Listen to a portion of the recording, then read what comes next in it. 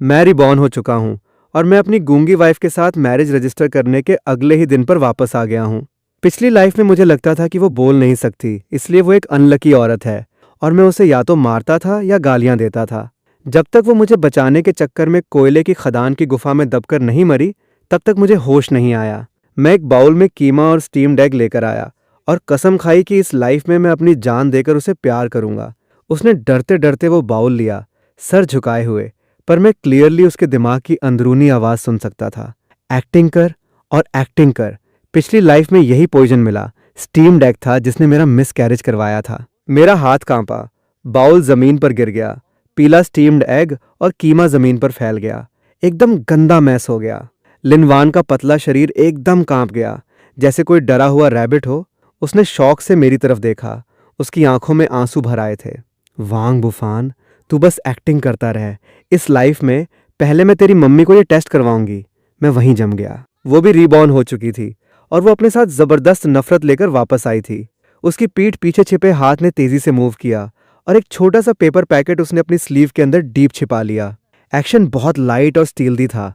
अगर मैं उसे घूर कर नहीं देख रहा होता तो कभी कैच नहीं कर पाता। पिछली लाइफ में यही स्टीम्ड एग मेरी स्टेप मॉम लियू कुइहुआ ने उसे दिया था, ये बोलकर कि इसमें न्यूट्रिशन है और इससे बेटा पैदा होगा। उसके पीने के बाद उसी रात उसे ब्लीडिंग शुरू हो गई और हमारा पहला बच्चा खत्म हो गया। मैंने सोचा उसकी बॉडी वीक है, वो एक अनलकी औरत है जो बच्चा पैदा नहीं कर सकती। मैं उससे और नफरत करने लगा और मारना पीटना नॉर्मल बात हो गई। पर मुझे कभी नहीं पता चला कि उस स्टीम्ड एग में ड्रग्स मिली थी। नहीं, मैंने कभी अपने ही बच्चे को नुकसान पहुंचाने का नहीं सोचा था। तू एक नालायक है, पाप कर रहा है, एक बाउल भी ठीक से नहीं पकड़ सकता। इस गूंगी से शादी करके क्या फायदा? पिछली लाइफ में ये थप्पड़ सॉलिड तरीके से उसके गाल पर पड़ा था। लिनवान का गाल तुरंत लाल और सूज गया, पर वो रो भी नहीं सकती थी आवाज निकालकर। और मैं कोल्डली एक साइड खड़ा था। मुझे लगता था स्टेप मॉम सही मार रही है, पर अभी मैं अचानक होश में आया और स्टेप मॉम की कलाई जोर से पकड़ ली। मॉम, बस करो। मेरी आवाज बहुत ज्यादा खराब थी। लियो कुइहुआ शौक में आ गई, यकीन न करते हुए मेरी तरफ देखते हुए।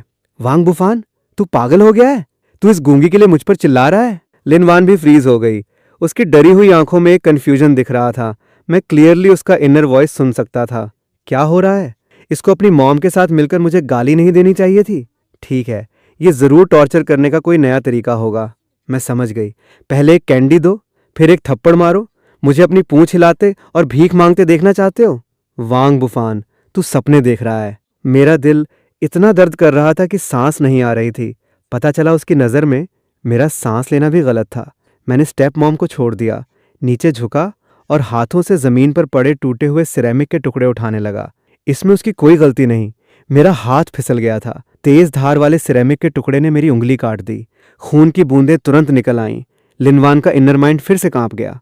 खून निकल आया। सेल्फ हार्म वाला नाटक मेरी गार्ड डाउन करने के लिए सच में बड़ा हैवी सैक्रिफाइस कर रहा है। मैंने टुकड़े पकड़े हुए थे, खून उंगलियों के बीच से टपक रहा था, पर मुझे दर्द फील नहीं हो रहा था। अपने प्यार की नफरत से बड़ा और क्या दर्द हो सकता है? लिनवान, आई एम सॉरी।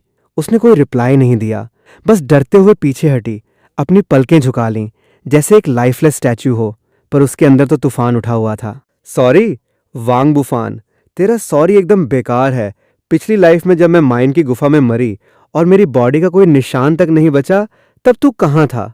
अब सॉरी बोलना, बहुत लेट हो गया है। मैंने टूटे टुकड़े एक बर्तन में फेंके, खड़ा हुआ और उसके और स्टेप मॉम के बीच में शील्ड बनकर खड़ा हो गया। मॉम, अब से घर का काम मैं करूंगा, उसको मत बुलाओ। खाना मैं बनाऊंगा, कपड़े मैं धोऊंगा, पानी मैं भरूंगा। वो मेरी वाइफ है, हमारे घर का कोई खरीदा हुआ जानवर नहीं। तू सच में पागल हो गया है। एक ऐसी गूंगी जो बच्चा पैदा नहीं कर सकती, उसके लिए अपनी मॉम से दुश्मनी कर रहा है। मैंने और बहस नहीं की। लिनवान की कलाई पकड़ी और उसको हमारे उस अंधेरे छोटे कमरे में ले गया। उसकी कलाई बहुत ठंडी थी, इतनी पतली कि जैसे तोड़ने पर टूट जाए। जैसे ही मैंने टच किया, वो करंट लगने की तरह पीछे खींचना चाहती थी, पर मैंने बहुत टाइट पकड़ा था। मुझे छोड़ दो, अपने गंदे हाथों से मुझे मत छुओ। उसका इनर वॉइस चाकू की तरह शार्प था। मैं चुपचाप बेड के नीचे से एक पुराना वुडन बॉक्स बाहर खींचा, खोला। उसमें मेरी पूरी सेविंग्स थीं, 136 रुपए और 50 पैसे। मैंने सारे पैसे निकाले और उसके हाथ में थमा दिए। लिनवान, पहले मैं एक कमीना था, ये पैसे तुम रखो, जो खरीदना है खरीदो, अब से मैं जो भी एक पैसा कमाऊंगा तुम्हें दे दूंगा। वो ब्लैंक होकर हाथ में पैसे देख रही थी, जैसे मेरे एक्शंस को समझ नहीं पा रही हो। कुछ सेकंड्स बाद उसके माइंड की कोल्ड हंसी फिर से आई। मुझे पैसे दे रहा है? पिछली लाइफ में तू सारे पैसे जुए में उड़ाता था, हारने के बाद आकर मुझे मारता था। इस लाइफ में पैसे देकर मुझे खरीदना चाहता है ताकि मैं तेरी दीवानी हो जाऊं और तू मुझे अच्छे दाम में बेच सके। ठीक है, मैं रख लूंगी।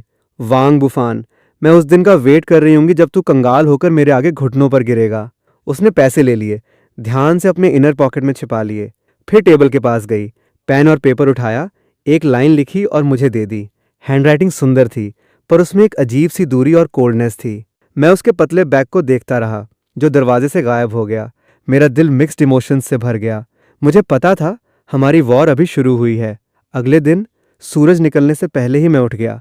मैंने चावल निकाले, एक पॉट में वाइट दलिया बनाया और विनेगर वाला पत्ता गोभी फ्राई की। जब तक मैंने ब्रेकफास्ट टेबल पर लगाया, मेरी मॉम और लिनवान ही उठे थे। मैंने उसे इग्नोर किया, एक बाउल दलिया का लिनवान के सामने रखा। जल्दी खाओ, अभी भी गर्म है। लिनवान ने सर झुका लिया, कोई मूव नहीं किया। मैंने एक सांस ली, उसका बाउल उठाया, उसके सामने ही एक बड़ा सिप लिया। कोई पॉइजन नहीं है, टेंशन मत लो, खाओ। लिनवान की बॉडी थोड़ी सी कांपी। आखिरकार उसने सर उठाया, उसकी आंखें शॉक और डाउट से भरी थीं। स्टेप मॉम से रहा नहीं गया, उसने टेबल पर हाथ मारा। वांग बुफान, तुझमें कोई तमीज नहीं है। क्या ये गूंगी के खाने लायक है? इसको बोलो बर्तन धोने, पूरे घर के कपड़े धोने और आफ्टरनून में खेत में जाकर घास उखाड़ने। मॉम, मैंने बोला था अब से ये काम मैं करूंगा। वो मेरी वाइफ है, कोई मजदूर नहीं। अब तू उल्टा बोलने लगा है, मैं जो बोलूंगी वो करेगी। ये बोलते हुए स्टेप मॉम ने साइड में रखा झाड़ू उठाया और लिनवान को मारने के लिए आगे बढ़ी। तुझे इस अनलकी औरत ने हमारे मॉम बेटे के रिलेशनशिप में दरार डाल दी। लिनवान डर के मारे आंखें बंद कर लीं, पर एक्सपेक्टेड दर्द नहीं आया। मैं उसके सामने शील्ड बनकर खड़ा हो गया। झाड़ू सॉलिड तरीके से मेरी पीठ पर लगा, एकदम जलन होने लगी। वांग बुफान, तू हट जा रास्ते से। अगर मारना है तो मुझे मारो, उसको मत छुओ। लिनवान मेरे पीछे धीरे से आंखें खोलीं। मैंने उसका कंफ्यूज्ड इनर वॉइस सुना। ये मुझे बचा रहा है। क्यों? ये कैसा नया नाटक है? नहीं, इसका जरूर कोई बड़ा मास्टर प्लान होगा। मैं वीक नहीं पड़ सकती, बिल्कुल नहीं। स्टेप मॉम ने देखा कि मैं पूरी तरह से अपनी वाइफ को प्रोटेक्ट करने पर तुल गया हूं। गुस्से में झाड़ू फेंक दिया और जमीन पर बैठकर रोने और नखरे करने लगी। पड़ोसी तमाशा देखने के लिए इकट्ठा हो गए। पिछली लाइफ में मुझे सबसे ज्यादा डर बेइज्जती का लगता था और स्टेप मॉम के रोने धोने से, इसलिए जब भी वो लिनवान को मारती मैं चुप रहता या उसका साथ देता। पर अब जब मैं रीबॉर्न हो चुका हूं, मुझे सिर्फ एक्सट्रीम चिढ़ फील हो रही थी। मैं मुड़ा, शौक में आई लिनवान की तरफ देखा और सॉफ्ट आवाज में बोला, डरो मत, तुम पहले कमरे में जाओ। लिनवान ने मेरी तरफ देखा, एक कॉम्प्लेक्स लुक के साथ चुपचाप कमरे में चली गई। जब वो अंदर चली गई तब मैं पीछे मुड़ा और कोल्डली जमीन पर रो रही लियो कुईहुआ को देखा। मॉम, अगर तुम्हें लगता है कि तुम्हारा बेटा नालायक है तो समझो तुमने मुझे पैदा ही नहीं किया। आज से लिनवान को मैं ही प्रोटेक्ट करूंगा। ये बोलकर मैंने उसके रोने धोने को इग्नोर किया और कोर्टयार्ड में पानी भरने चला गया। पीछे से स्टेप मॉम की गालियां और पड़ोसियों की बातें सुनाई दे रही थीं, पर मैंने अनसुना कर दिया। मुझे पता था उसी तरह रीबॉर्न हुई लिनवान के सामने मेरे प्रायश्चित का रास्ता अभी बस शुरू हुआ है। मुझे अपने एक्शन से थोड़ा थोड़ा करके उसके दिल के बर्फ के पहाड़ को तोड़ना होगा। अगले कुछ दिनों में मैंने घर के सारे गंदे और हैवी काम अपने ऊपर ले लिए। सुबह होते ही जाकर पानी के 2 बड़े ड्रम भर देता, फिर ब्रेकफास्ट बनाता। दिन में गांव की कंस्ट्रक्शन टीम के साथ रोड बनाने का मजदूरी वाला काम करता ताकि कुछ पैसे मिलें, और रात को आकर पूरे घर के कपड़े धोता और कोर्टयार्ड साफ करता। मैं जो भी पैसे कमाता, एक भी पैसा नहीं रखता और सारे लिनवान को दे देता। मीट और वाइट फ्लोर की रोटी सारे उसे खिलाता और माई सेल्फ सूखे हुए कॉर्नब्रेड अचार के साथ खाता। मेरी मॉम मुझे ऐसे देखती जैसे मैं उसका कोई दुश्मन हूं। वो तरह तरह के बहाने बनाकर लिनवान को परेशान करती। कभी बोलती सर दर्द हो रहा है, लिनवान से पैर दबवाती। कभी बोलती कपड़े ठीक से नहीं धुले हैं और लिनवान को तेज धूप में नदी किनारे वापस धोने भेज देती। पर हर बार मैं बीच में आ जाता। मॉम, उसकी तबीयत ठीक नहीं है, मैं कर लूंगा। मैं लिनवान के हाथ से कपड़े धोने वाला डंडा छीन लेता और वॉशबोर्ड पर जोर जोर से कपड़े धोता, और मेरी मॉम साइड में खड़ी होकर ताने मारती। सच में बीवी मिलते ही मॉम को भूल गया। मैंने तुझे बेकार में पाला। उस गूंगी ने तुझे कौन सा जादुई पिला दिया है? लिनवान दूर खड़ी होकर चुपचाप ये सब देख रही थी। उसके माइंड का इनर वॉइस जो शुरू में एक्टिंग और ढोंग सोचता था, वो अब धीरे धीरे बदलने लगा था। ये आखिर कर क्या रहा है? क्या इसे थकान नहीं होती? क्या इसकी पीठ का घाव अभी तक ठीक नहीं हुआ? हालांकि वो अभी भी अलर्ट और शकी थी, पर कम से कम अब वो प्योर हार्टेड नहीं थी, और ये एक अच्छा साइन था। एक दिन मैं टाउन से वापस आया और उसके लिए एक नया फ्लावर प्रिंट वाला शर्ट खरीद कर लाया। पिछली लाइफ में उसे ये शर्ट बहुत पसंद था। जब भी वो सरकारी दुकान के पास से गुजरती, शोकेस के बाहर खड़ी होकर बहुत देर तक देखती, पर मेरे पास कभी इतने पैसे नहीं होते कि मैं उसे खरीद कर दे सकूं। मैंने शर्ट उसकी तरफ बढ़ाया। ये तुम्हारे लिए। उसने शौक होकर उसे लिया, अपनी उंगलियों से उस स्मूथ कपड़े को टच किया। उसकी आंखों में एक अजीब सा खालीपन था। ये शर्ट पिछली लाइफ में झाओ शुए के पास भी बिल्कुल ऐसा ही था। झाओ शुए गांव के मुखिया की बेटी थी और वो मुझे हमेशा से पसंद करती थी। पिछली लाइफ में उसके डैड से आसान काम पाने के चक्कर में मैंने लिन वान के सामने झाओ शुए की बहुत तारीफें की थीं। मेरा दिल एकदम से धंस गया, पर जैसा कि सोचा था, अगले ही सेकंड उसका इनर वॉइस एकदम बर्फीला हो गया। तो ये झाओ शुए के लिए खरीदा था, गलत इंसान को दे दिया, या फिर इसकी नज़र में मैं सिर्फ दूसरों के बचे हुए कपड़े पहनने लायक हूँ? वांग बुफान, तू सच में डिस्गस्टिंग है। उसने शर्ट वापस मेरी छाती पर फेंक दी, मुड़ी और कमरे में चली गई। धड़ाम से दरवाज़ा बंद कर दिया। मैंने सब गड़बड़ कर दिया। मैं भूल गया था कि झाओ शुए ने भी यही शर्ट खरीदा था और कल ही उसे पहनकर बाहर शो ऑफ किया था। रात को मैंने उसका फेवरेट रेड ब्रेस्ड पोर्क बनाया। मैंने सारा मीट उसकी बाउल में डाल दिया, पर उसने चम्मच तक नहीं उठाया। सब ढोंग है, एक बाउल मीट और एक फटेहाल शर्ट, और तुम चाहते हो कि मैं पिछले जन्म का दर्द भूल जाऊं? वांग बुफान, तू सपने देखना बंद कर दे। मैं चुपचाप सिर्फ सफ़ेद चावल खा रहा था। मेरा दिल अंदर से बहुत घुट रहा था। मुझे पता था अपनी गलतियों की भरपाई करना मेरे सोच से कहीं ज़्यादा मुश्किल है। उसके दिल का वो बर्फ़ का पहाड़ एक दो दिन में नहीं पिघलने वाला। तभी मेरा वो जिगरी दोस्त चांग शोरें एकदम स्टाइल मारता हुआ अंदर आया। फैनगे, घर पर ही हो? मेरी आंखों की पुतलियां एकदम से सिकुड़ गईं। पिछली लाइफ में इसी ने मुझे छोटी कोयले की खदान में जाने के लिए बेवकूफ़ बनाया था। बोला था कि बहुत पैसा कमाएंगे, और रिजल्ट ये हुआ कि माइन की गुफा ढह गई। लिन वान ने मुझे बचाने के चक्कर में जिंदा दबकर जान दे दी, और इस कमीने ने मेरा सारा मुआवजे का पैसा हड़प लिया और पलटकर झाओ शुए से शादी कर ली। क्या ये भी रिबॉर्न हुआ है? नहीं, इसकी शक्ल देखकर तो नहीं लगता। चांग शोरे ने मेरे चेहरे का बदला हुआ एक्सप्रेशन नोटिस नहीं किया। एकदम से आकर कुर्सी पर बैठा, चॉपस्टिक उठाया और मीट का सबसे बड़ा पीस उठाकर अपने मुंह में ठूंस लिया। अरे वाह फैनगे, मजे आ गए। मीट खाने लगे। एकदम सही टाइम पर आया हूँ। मेरे पास एक बहुत बड़ा पैसा कमाने का आइडिया है, तुम्हें भी साथ ले लूंगा। साउथ साइड से एक बड़ा बिजनेसमैन आया है। उसे गांव के प्रोडक्ट्स थोक में चाहिए। मार्केट रेट से 30% ज़्यादा पैसा देगा। हम दोनों पार्टनरशिप में पूरे गांव का माल खरीद लेंगे और आगे बेचकर कम से कम इतना प्रॉफिट कमाएंगे। उसने अपने 5 उंगलियां दिखाईं। मेरे दिल में कड़वी हंसी आई। पिछली लाइफ में भी इसने बिल्कुल यही डायलॉग मारा था। मैं इसके झांसे में आ गया। घर की सारी जमा पूंजी लगा दी, ऊपर से लोन भी ले लिया। रिजल्ट ये हुआ कि वो बिजनेसमैन निकला एक फ्रॉड। मैं कर्ज के बोझ तले दब गया। मेरी लाइफ बर्बाद हो गई और चांग शोरे ने अपना पीछा एकदम साफ कर लिया। मैं उसे देखता रहा और धीरे से बोला, ठीक है। मुझे पता था फैनगे तुम एकदम ओके दोगे। तभी मुझे लिनवान का इनर वॉइस सुनाई दिया। सच में एकदम बेवकूफ़ है, इतना ऑब्वियस स्कैम भी नहीं समझ पा रहा। पिछले जन्म में गरीब मरना ही डिजर्व करता था। रुको, अगर ये सारे पैसे बर्बाद कर देगा तो क्या ये मुझे बेच देगा? शायद ये एंडिंग भी बुरी नहीं है। मेरे होठों पर एक हल्की सी, किसी को न दिखने वाली स्माइल आ गई। चांग शोरे, इस लाइफ में हमारा हिसाब बहुत अच्छे से चुकता होगा। अगले दिन चांग शोरे बेसब्री से मेरे घर आ पहुंचा।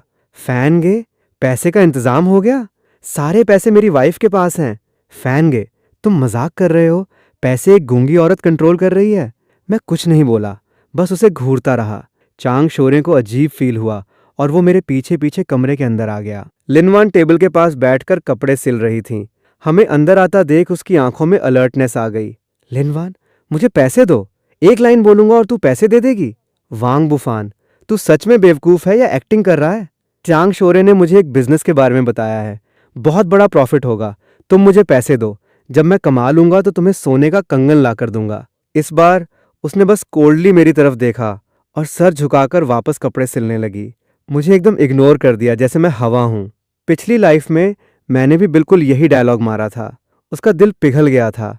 उसने चुपके से जमा किए हुए अपने 10-20 रुपए के सीक्रेट पैसे भी मुझे दे दिए थे और रिजल्ट ये हुआ कि वो पैसे कभी वापस नहीं आए। अरे भाभी, आप ये क्या कर रही हो? फैन गे क्या? तुम्हें बेवकूफ बनाएंगे? ये पैसा कमाने का सुनहरा मौका है। अगर ये हाथ से निकल गया तो तुम दोनों को पूरी जिंदगी भूखा मरना पड़ेगा। लिनवान ने फिर भी कोई रिएक्शन नहीं दिया। चांग शोरे ने मुझे एक इशारा किया, जिसका मतलब था कि तू एक मर्द होकर एक औरत को कंट्रोल नहीं कर सकता। मेरे मन में कड़वी हंसी आई।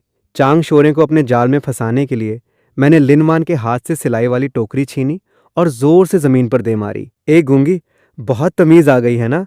मैं तुझसे पैसे मांग रहा हूं और तू देने की हिम्मत नहीं कर रही। यकीन नहीं होता तो बोल, अभी पीट पीट कर जान ले लूं।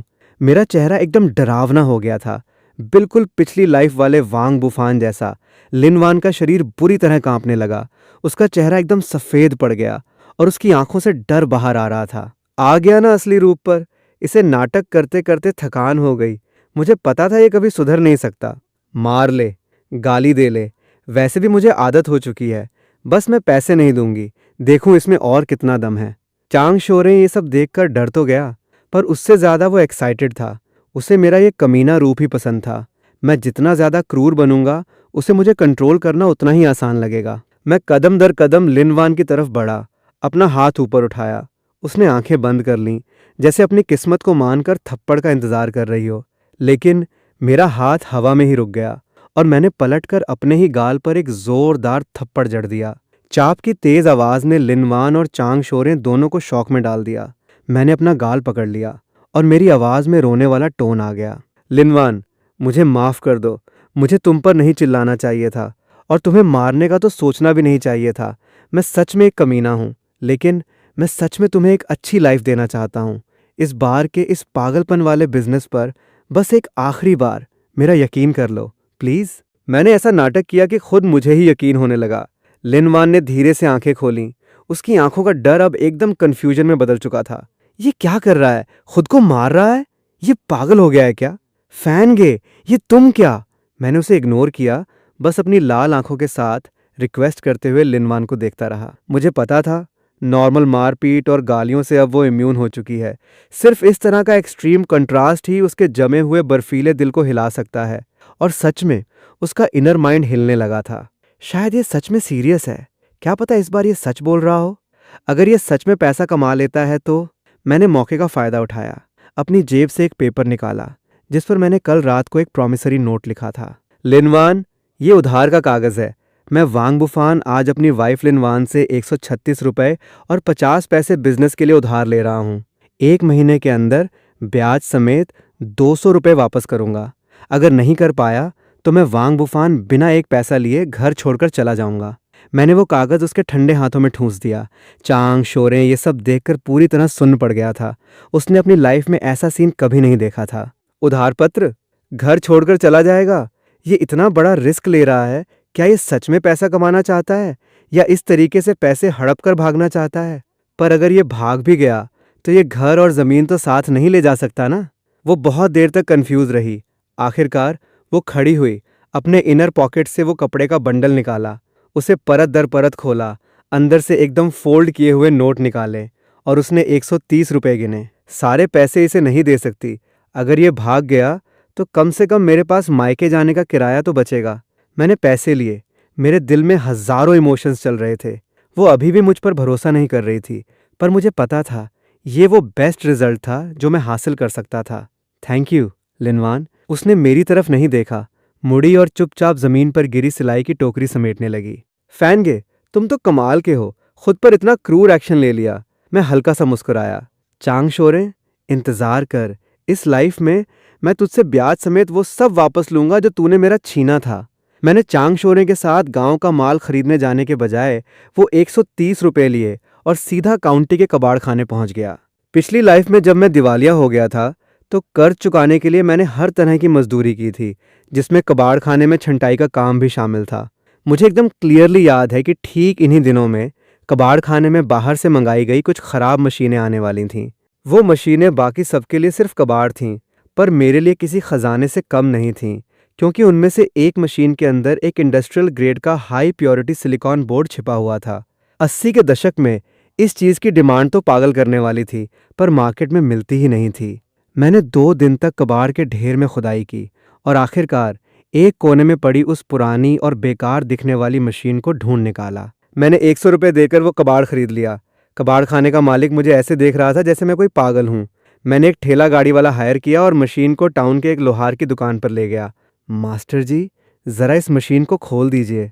बेटा, इसे खोलने के बाद भी इसके 2 पैसे नहीं मिलेंगे। कहीं तुझे कोई बेवकूफ़ तो नहीं बना गया?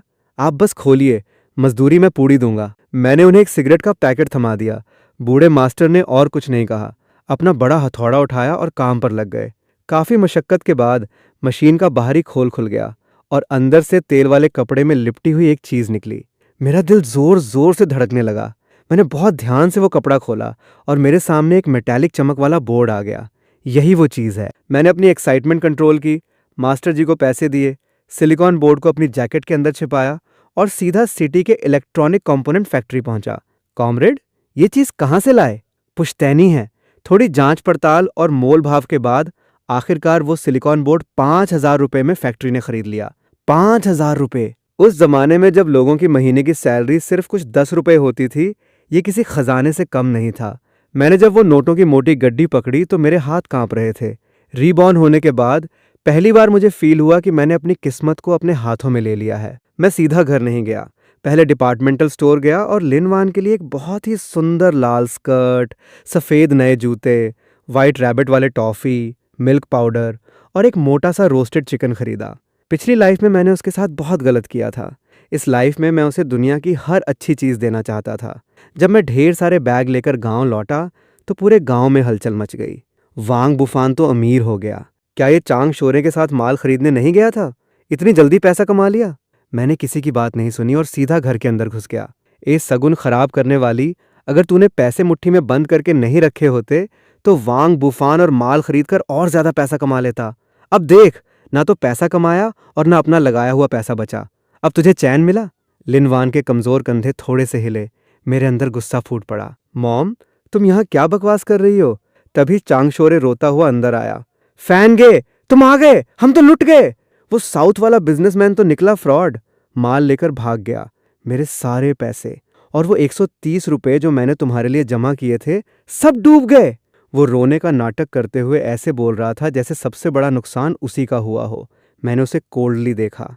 सच में दुनिया में ऐसे भी लोग होते हैं? मैंने हाथ में पकड़े हुए सारे बैग जमीन पर रखे और अपनी जैकेट के अंदर से नोटों की वो मोटी गड्डी निकालकर उसके चेहरे के सामने हिलाई। शुक्र है मैं तुम्हारे साथ नहीं गया। फैन गे, तुम्हारे पास इतने सारे पैसे कहाँ से आए? लियू कुइहुआ की गालियां भी एकदम से बंद हो गईं। वो मेरे हाथ में पकड़े पैसों को ऐसे घूर रही थी जैसे उसकी सांसें तेज हो गई हों। लिनवान ने भी सर उठाया। उसकी आंखों में यकीन ही नहीं हो रहा था। इसने सच में पैसा कमा लिया? इतना सारा? इसने मुझे बेवकूफ नहीं बनाया? मैंने उनकी तरफ ध्यान नहीं दिया। सीधा लिनवान के पास गया और वो सारी गड्डी उसके हाथों में थमा दी। लिनवान, मैंने कहा था ना कि मैं तुम्हें एक अच्छी लाइफ दूंगा। ये 4,000 रुपए हैं, इन्हें संभाल कर रखो। फिर मैंने वो लाल स्कर्ट निकाली और उसके सामने करके देखा। पसंद है? लिनवान शौक होकर मुझे देख रही थी। फिर उसने हाथ में पकड़े पैसों को देखा और उस खूबसूरत स्कर्ट को देखकर वो पूरी तरह सुन्न पड़ गई। उसके माइंड का इनर वॉइस पहली बार एकदम खाली हो गया। 4,000 रुपए? ये इतने सारे पैसे कहाँ से लाया? चोरी किए? लूटमार की? सारे पैसे मुझे क्यों दे रहा है? क्या इसका मतलब ये है कि मैं इसके चोरी के पैसे संभाल कर रखूं और जब पुलिस का डर खत्म हो जाए तो ये वापस ले लें? या ये मुझे बेचने से मिले हुए पैसे हैं? उसके दिमाग ने तुरंत एक पूरी क्राइम थ्रिलर मूवी बना ली।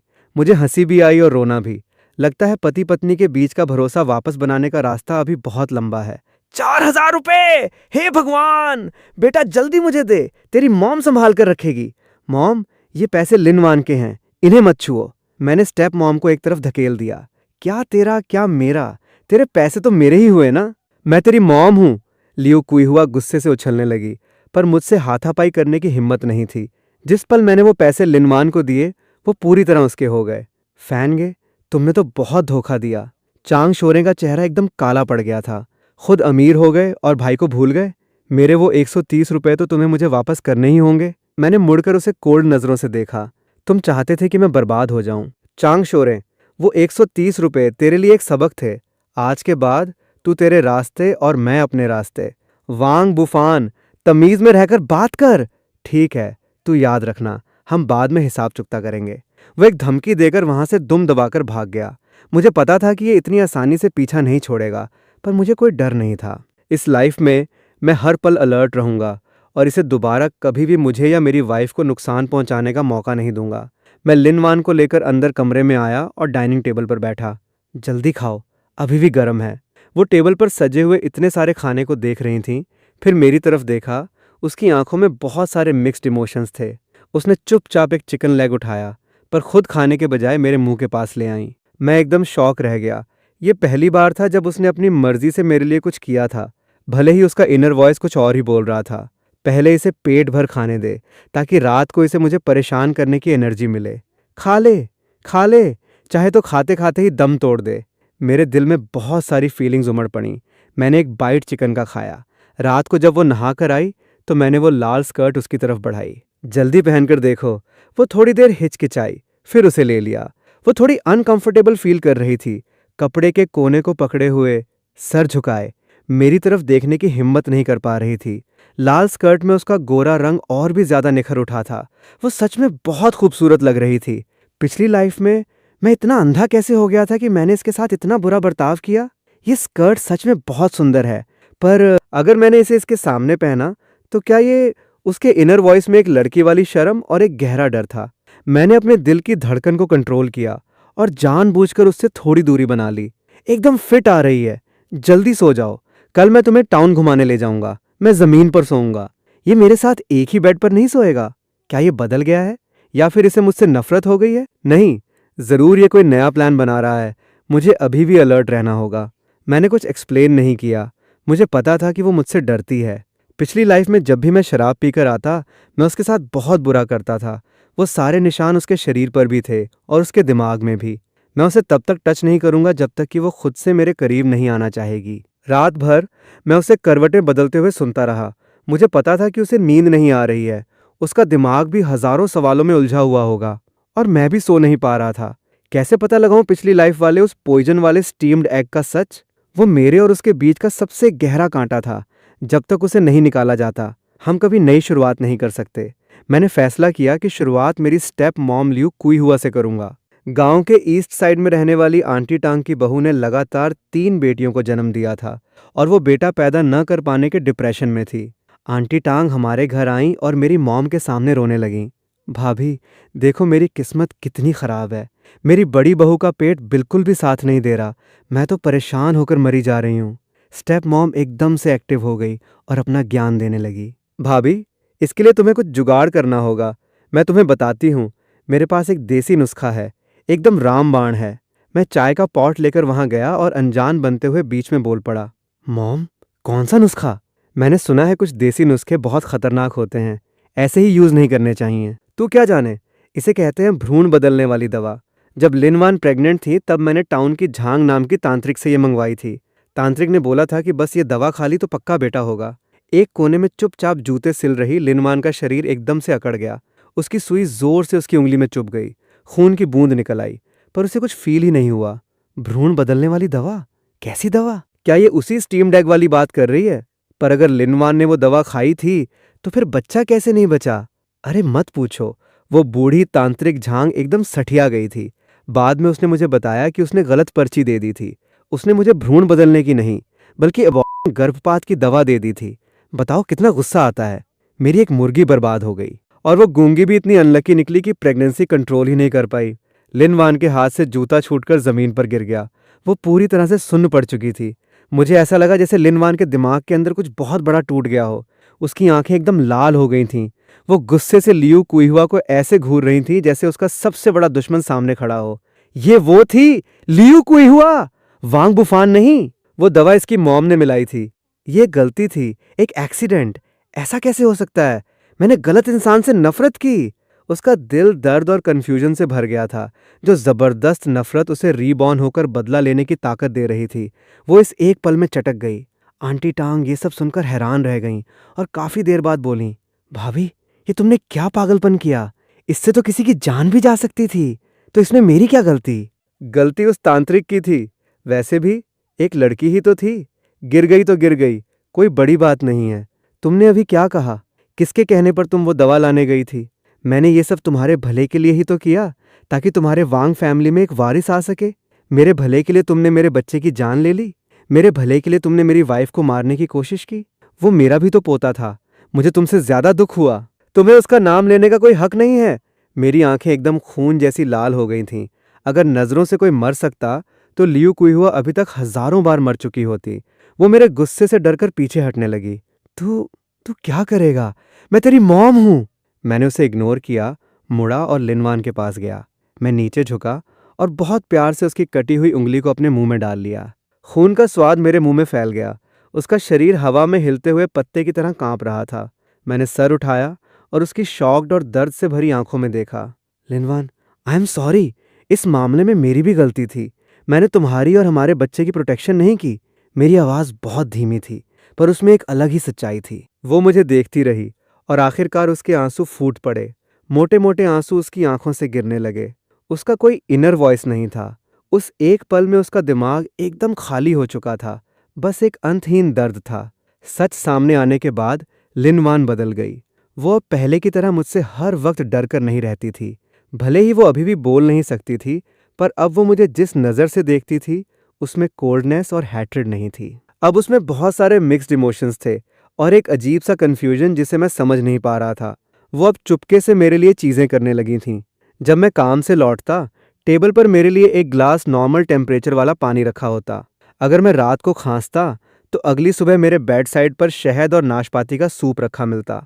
अगर मेरे कपड़े फट जाते तो वो रात भर जागकर उन्हें सिल देती।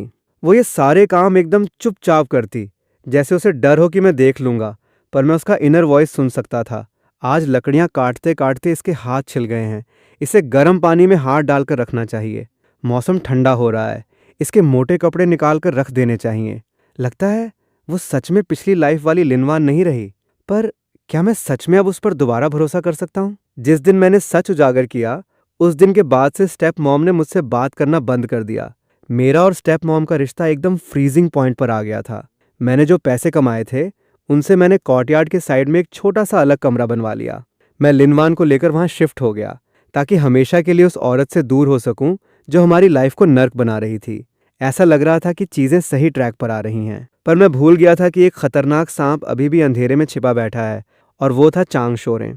जब से मैंने उसे सबके सामने बेइज्जत किया था, वो कुछ टाइम के लिए गायब हो गया था।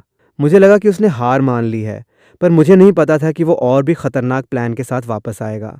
एक दिन मैं कंस्ट्रक्शन साइट पर काम कर रहा था, तभी चांग शोरें अचानक वहां आ पहुंचा। वो बातें कर रहा था और साथ में एक महंगी शराब की बोतल भी मेरी तरफ बढ़ा रहा था। मैंने उसे देखा, पर मेरे चेहरे पर कोई भाव नहीं थे। फैन गे, पिछली बार मेरी गलती थी। मेरा दिमाग खराब हो गया था जो मैंने तुम्हें बेवकूफ़ बनाने की कोशिश की। तुम दिल पर मत लो, मेरी गलती माफ़ कर दो। जो बोलना है सीधा बोल। फैन गे, बात यह है कि मैंने अपने कुछ कॉन्टैक्ट्स यूज़ करके काउंटी की सीमेंट फैक्ट्री में तुम्हारे लिए एक जॉब लगा दी है। परमानेंट जॉब, सरकारी नौकरी जैसी सिक्योरिटी। यहाँ मिट्टी ढोने से तो लाख गुना बेहतर है। Cement factory? पिछली लाइफ में मैंने सच में सीमेंट फैक्ट्री में काम किया था, और ज़्यादा दिन काम करने के बाद फैक्ट्री में एक बहुत बड़ा ब्लास्ट हुआ था। मैंने उस दिन छुट्टी ली थी, इसलिए मैं बच गया था। पर अब जब मैं पीछे मुड़कर सोचता हूँ तो उस ब्लास्ट में बहुत कुछ गड़बड़ लगता है। क्या उस ब्लास्ट के पीछे भी चांग शोरें का हाथ था? इतनी अच्छी जॉब है तो तुम खुद क्यों नहीं जा रहे? मैं बस अपने फैन गे की मदद करना चाहता था। मेरे पास कुछ और काम है, तुम बस जाकर ज्वाइन कर लो। मैंने सब सेटिंग कर रखी है। उसने एक इंट्रोडक्शन लेटर मेरे हाथ में थमा दिया। मैंने उसके झूठे चेहरे को देखा और मेरे दिमाग में सारा पहेल सुलझ गया। ये एक जाल था। वो चाहता था कि मैं मर जाऊं। मैंने वो लेटर ले लिया। ठीक है, जब मेरी पहली सैलरी आएगी तो मैं तुम्हें पार्टी दूंगा। हाँ हाँ, फैन गे, आप काम पर ध्यान दो। मैं तुम्हारी गुड न्यूज़ का वेट करूंगा। उसे लगा कि मैं उसके जाल में फंस गया हूं। वो बहुत स्मग होकर वहां से चला गया। मैंने उस लेटर को हाथ में भींचा। चांग शोरें, इस बार मैं सिर्फ तुम्हारी इज्जत मिट्टी में नहीं मिलाऊंगा, बल्कि पिछली लाइफ में तुमने लिनवान की जो जान ली थी वो भी तुझे चुकानी पड़ेगी। घर जाकर मैंने लिनवान को सीमेंट फैक्ट्री वाली बात बताई। मेरी बात सुनकर उसके हाथ में पकड़ी सुई रुक गई। Cement factory? वांग बुफान सच में बेवकूफ है। एक बार धोखा खाने के बाद भी ये उसी चांग शोरे की बातों में आ रहा है। उसके इनर वॉइस में पहली बार मेरे लिए सच्ची चिंता थी। लिनवान, इस बार काउंटी जा रहा हूं तो शायद कुछ दिन वहीं रुकना पड़े। घर के सारे पैसे संभाल कर रखना, और याद रखना, चाहे कुछ भी हो जाए घर से बाहर मत निकलना। मेरा वेट करना।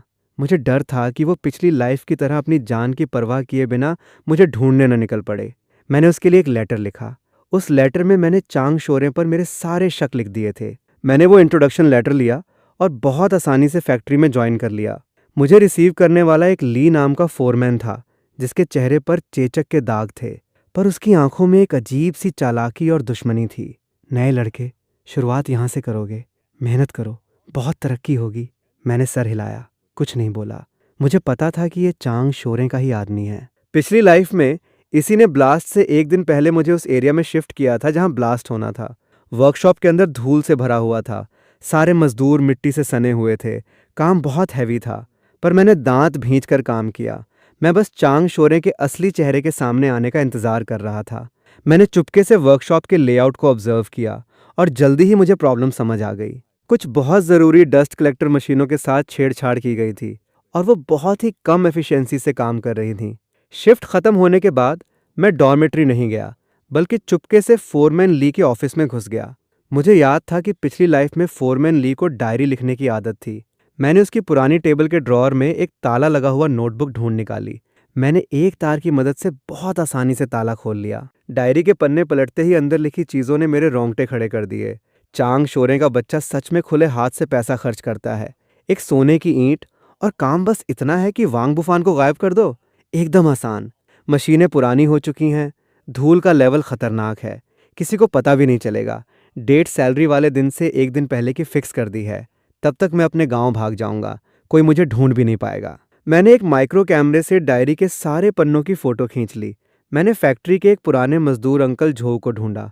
वो हमेशा मजदूरों के हक के लिए लड़ते थे, एकदम ईमानदार इंसान थे। मैंने उन्हें वो सारी फोटोज दिखाई और अपना प्लान बताया। ये दोनों जानवर हैं, तुम टेंशन मत लो, इस काम के लिए मैं अपनी जान भी दे दूंगा, बस इन्हें सलाखों के पीछे पहुंचाना है। अंकल झो की मदद से मेरा प्लान एकदम परफेक्ट हो गया। आखिरकार वो दिन आ ही गया। आसमान में काले बादल छाए हुए थे, जैसे बारिश होने वाली हो। मैं हमेशा की तरह वर्कशॉप में काम पर गया। शाओवांग, आज अच्छे से काम करना, शाम को मैं तुम्हें ड्रिंक पिलाऊंगा। Thank you foreman. मैंने सर झुका लिया ताकि वो मेरी आंखों की ठंडक देख ना सके।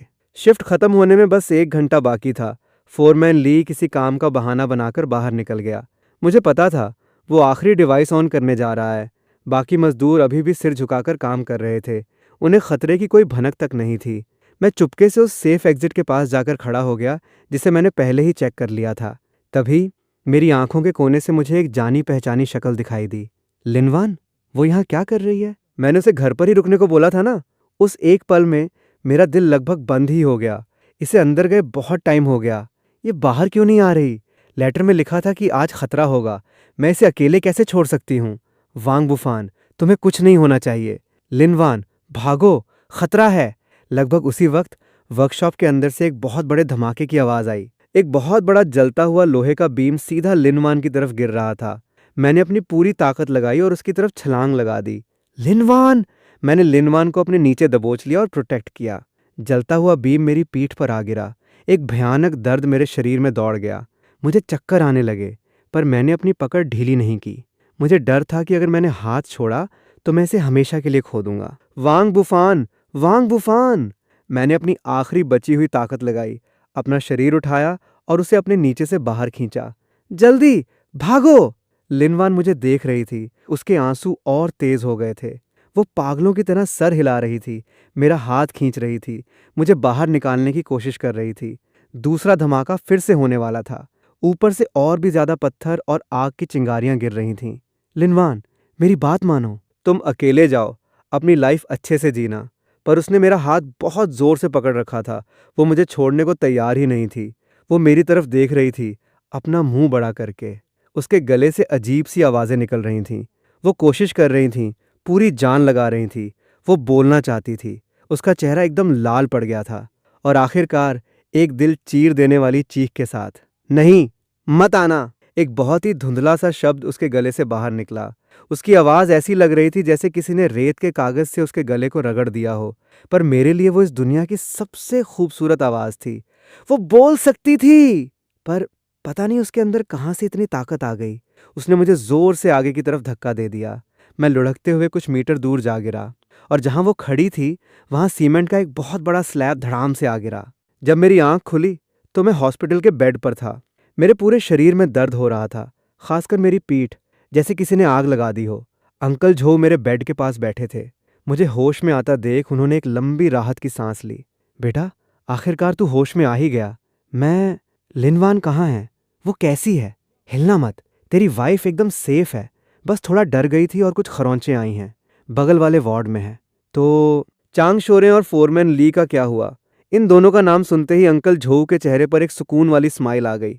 दोनों गिरफ्तार हो चुके हैं। तेरी वाइफ ने वो लेटर जो तूने लिखा था वो सीधे बड़े ऑफिसर्स को दे दिया, और ऊपर से तेरे खींचे हुए फोटोज। अब ये दोनों अपनी बाकी की जिंदगी जेल की सलाखों के पीछे ही काटेंगे। मैंने एकदम से राहत की सांस ली। आखिरकार इन कमीनों को उनकी सजा मिल ही गई। बेटा, तू सच में बहुत किस्मत वाला है। तेरी पीठ पर इतनी बड़ी चोट लगी है। डॉक्टर कह रहे थे कि अगर 1 इंच भी इधर उधर होता तो तुझे पूरी जिंदगी व्हीलचेयर पर बितानी पड़ती। मुझे पता था लिन वान ने मेरी जान बचाई है। उसने उस आखिरी और सबसे खतरनाक पल में अपनी पूरी ताकत लगाकर मुझे धक्का दे दिया था। Uncle Zhou, thank you. मेरा क्यों शुक्रिया अदा कर रहा है? जाकर अपनी वाइफ का शुक्रिया अदा कर। जब तू बेहोश था वो तेरे बेड के पास बैठी रो रही थी, एकदम आंसुओं से भीगी हुई। मेरा दिल जैसे किसी ने जोर से पकड़ लिया हो। मैं उसे देखना चाहता था। अभी, इसी वक्त। धीरे चलना। मैं दीवार का सहारा लेते हुए एक एक कदम रखता हुआ बगल वाले वार्ड तक पहुंचा। दरवाज़ा बंद नहीं था। मैंने उसे देखा। वो बेड के किनारे पर बैठी थी और मेरी तरफ ही देख रही थी। उसकी वो खामोश उदासी, जैसे पूरी दुनिया उसके लिए बारिश कर रही हो। उसने अचानक सर उठाया, मुझे देखा। वो एकदम शॉक रह गई। उसके लंबे पलकों पर अभी भी आंसू टंगे हुए थे। हम एक दूसरे को देखते रहे। कोई कुछ नहीं बोला। हवा जैसे जम गई थी। बस हम दोनों के दिलों की धड़कन सुनाई दे रही थी। बहुत देर बाद वो बेड से नीचे उतरी और एक एक कदम रखती हुई मेरे पास आई। उसने अपना हाथ बढ़ाया, मुझे टच करना चाहा, पर उसे डर था कि कहीं मुझे दर्द ना हो जाए। उसका हाथ हवा में ही कांप रहा था। मैं ठीक हूँ वांग बुफान। पिछली लाइफ में मुझसे बहुत बड़ी गलती हुई कि मैंने तुम्हें गलत समझा। इस लाइफ में हम दोनों एक अच्छी लाइफ जीते हैं, ठीक है? मेरे आंसू मैं और कंट्रोल नहीं कर पाया। वो फूट पड़े। मैंने इस एक लाइन का इंतज़ार किया था,